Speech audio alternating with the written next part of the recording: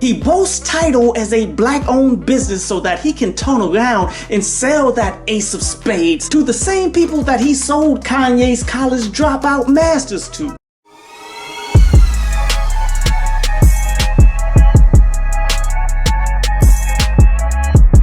This week on Hip Hop Stocks, music is up, as it seems the summertime pullback has come to an end thanks to the efforts of Lil Baby and Lil Dogg. Salute to those men for putting on for the culture.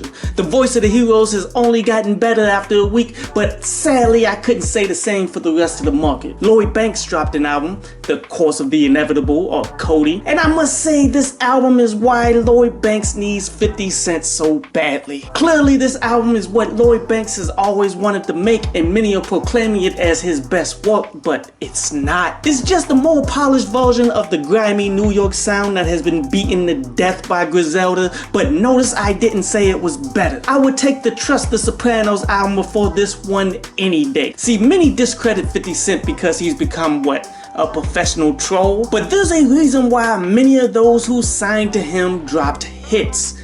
Now you can't tell me whose creative vision songs like I'm So Fly came from. After listening to this album, doesn't seem like it was Lloyd Banks now, does it? In many cases, CEOs of these stocks get in their own way. They will send a tweet hoping for a stock decline, but it ultimately decimates the stock, like how Elon Musk did Doge. Basically, all of G-Unit needed 50's direction in order to be the best versions of themselves, and without him, you get albums like Coti, that is the same overrated song over and over. But what's dropping later tonight? We hopefully will get the Migos Culture 3 album. I say hopefully because a single that was supposed to drop last week didn't happen. Keep in mind that single, quote unquote, was leaked about a month ago, but who's counting? I know everybody got their hopes up, but I gotta spread some FUD.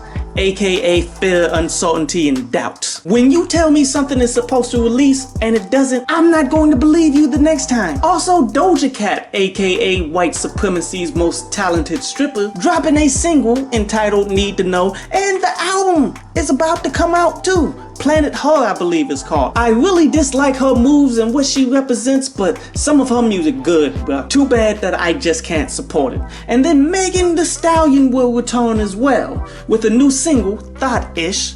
And just when you thought we were done with the hot girl summer, they pull you back in. I project this week will be another positive one for the portfolio. But let's go ahead and look at some of the most trending stocks of this week. Meek Mill and Jay-Z are down for showing us all who they really are. And I've been telling people about Jay-Z.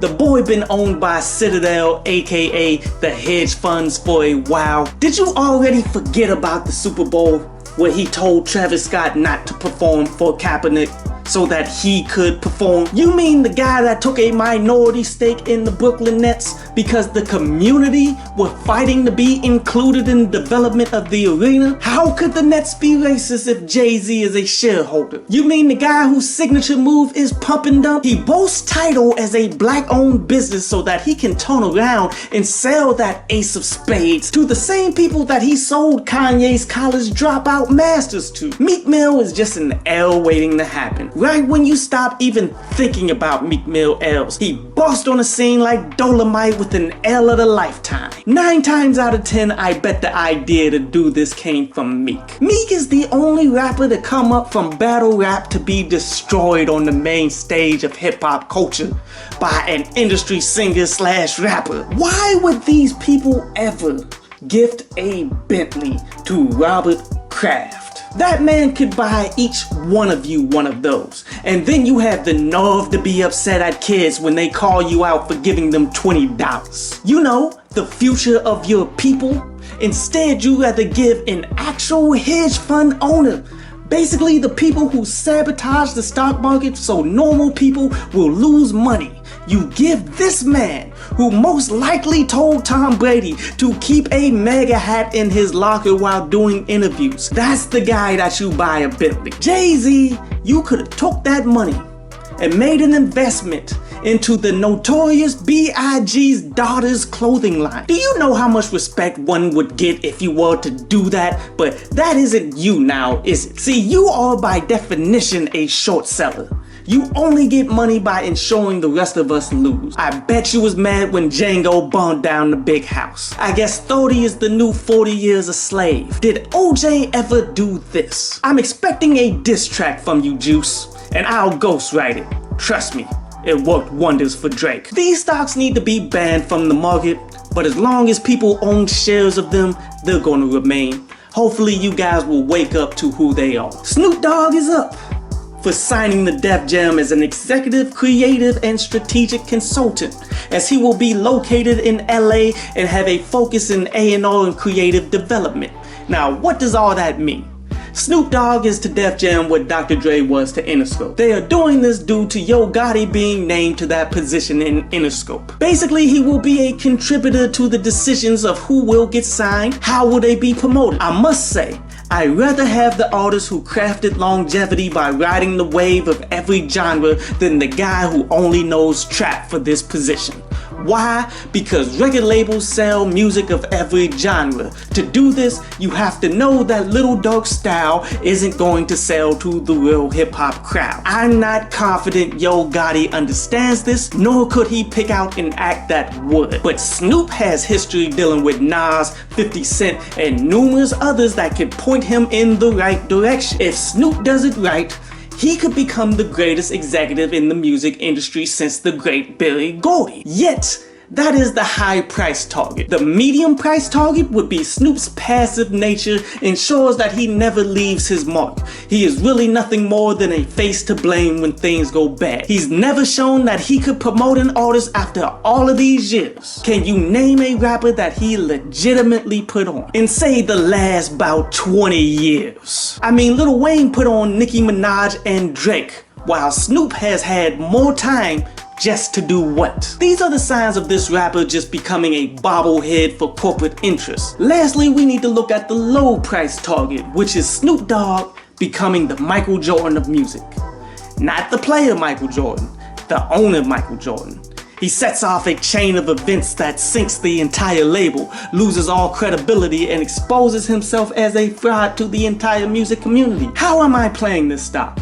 This one just isn't for me. I think this stock will land more on the medium price target, given that Snoop as an artist hasn't really produced great music since, say, Never Left's Go On single, or his last full body of work I actually enjoyed was the 2002 Paid the Cost to Be the Boss. It's hard for me to trust Snoop's era at this point. Hopefully he'll call me, and I can show him some West Coast rappers who are actually legit and ready to get put on right now. Lil Yachty and Bhad Bhabie are up, as the wave of rappers becoming more invested in tech continues to climb. Now, I say the stock is up because the reaction people are having to it is positive, but my reaction tends to be much different. But don't get me wrong, I think it's marvelous that young people with success are getting invested in businesses, but this ain't the one that I would have done. This one is called The Locks Club, a dating app for, quote, Jews with ridiculous high standards, end quote. Is there a market for Jewish dating app?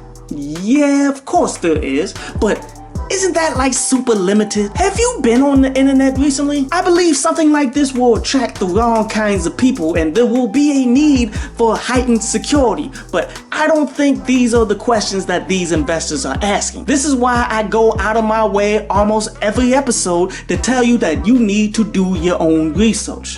What if I told you there's an app that's coming out called Snack? This dating app combines the best attributes of Tinder and the best attributes of TikTok. Wouldn't that be more profitable than something as specific as you kids are invested in? Do you think that may become the Walmart of dating apps, making the rest pointless? You may not believe in that, but is it plausible that that happens? You can't take the first offer that comes your way when you obtain money. They say a fool and their money are soon parted. You need to be investing in businesses that you believe in, not chasing a check. Because when things dip, you will sell the dip and lose your investment. Thank you, Keenan Grace. Study the market before you invest in it. Put your money behind the dope ideas that get people excited. Something that you will promote to the masses whenever they ask what you do.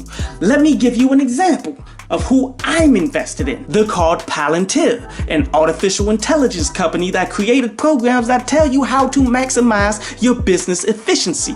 Basically, they tell you who you can fire, and what positions you need to have to make the most money. Did you hear about the FBI getting back the Bitcoin from that hostage situation? They saying that these people are the ones that did that hack. When I tell you they bad, they bad.